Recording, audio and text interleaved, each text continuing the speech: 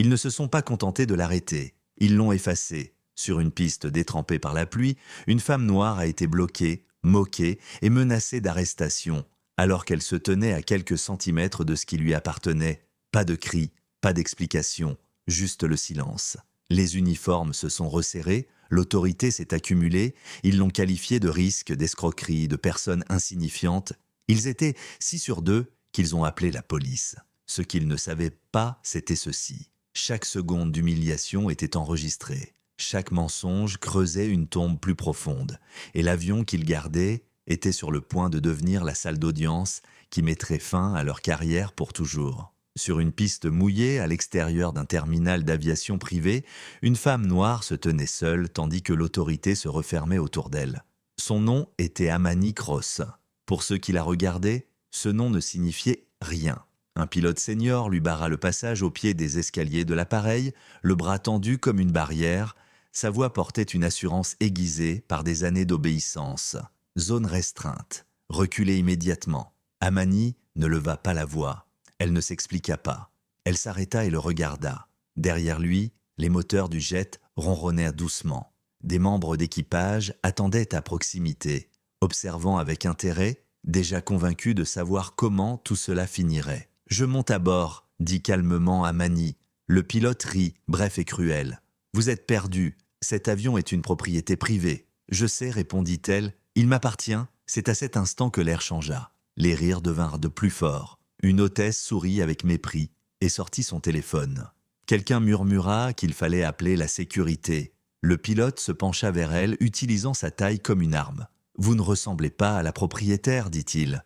Vous ressemblez à un problème. » Amani sentit les regards posés sur elle, jugeant, mesurant, rejetant. Elle tendit la main vers son sac. « Ne touchez à rien », lança le pilote, les mains bien en vue. Des passagers ralentirent, attirés par le spectacle. Une femme murmura quelque chose. Un homme secoua la tête. L'humiliation n'était plus privée. « J'ai une pièce d'identité, dit Amani. « Vérifiez-la »« Je n'ai pas besoin de vérifier, répondit le pilote. « Je sais qui a sa place ici. » La sécurité arriva puis la police.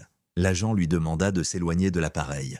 Le pilote expliqua qu'elle pénétrait sans autorisation, qu'elle se montrait agressive, qu'elle refusait de partir. Chaque mensonge s'empilait soigneusement sur le précédent, livré avec une autorité bien rodée. Amani essaya encore. « S'il vous plaît, regardez ma pièce d'identité. » L'agent hésita puis la prit.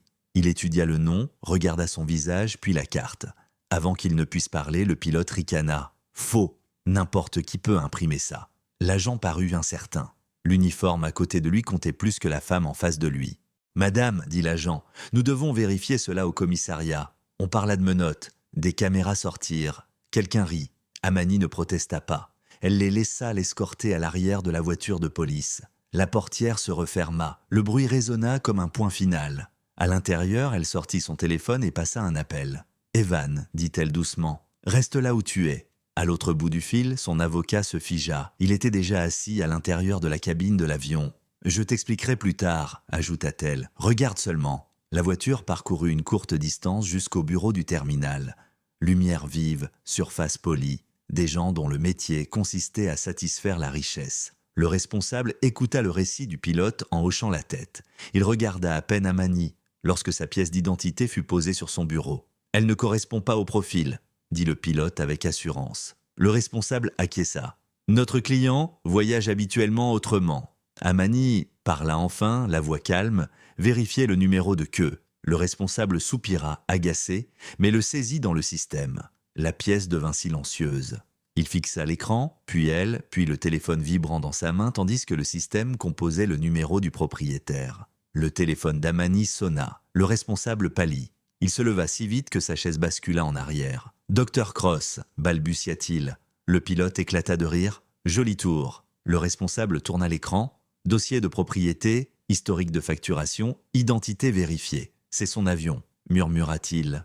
L'assurance du pilote se fissura. « Non, dit-il, ce n'est pas possible. » Amani se leva. « Ramenez-moi à mon avion. » Ils la reconduisirent, cette fois en silence.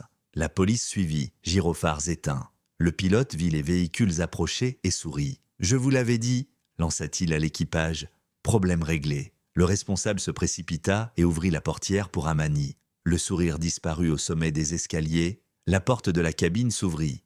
Evan sortit, un dossier à la main. « C'est son avocat », dit le responsable. Le pilote recula, vacillant. Amani avança. Personne ne l'arrêta. À l'intérieur de la cabine, elle s'assit en face du pilote et de l'hôtesse. Evan étala les contrats, clauses surlignées, violations documentées. « Vous avez refusé l'accès à la propriétaire », dit Evan. « Vous avez impliqué les forces de l'ordre.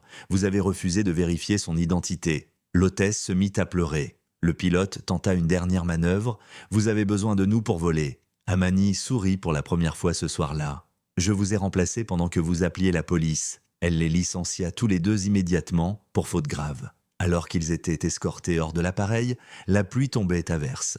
Un nouvel équipage arrivait à proximité, prêt à décoller. Des semaines plus tard, la vidéo fit surface. La vérité se répandit plus vite que les mensonges. Des enquêtes suivirent. Des licences furent réexaminées. Des dossiers furent signalés. Des mois plus tard, le pilote était assis seul dans une salle de repos, regardant un reportage sur une nouvelle bourse d'aviation financée par Amani Cross. La légende indiquait « La dignité n'est pas optionnelle ». Il éteignit l'écran. Amani était déjà en vol. Et cette fois, personne n'osa remettre en question qui possédait le ciel. Choqué par cette fin, aimez, partagez et commentez votre réaction. Dites-nous d'où vous regardez et quel moment vous a le plus marqué. Abonnez-vous et activez les notifications pour plus d'histoires où la dignité l'emporte et où l'arrogance s'effondre.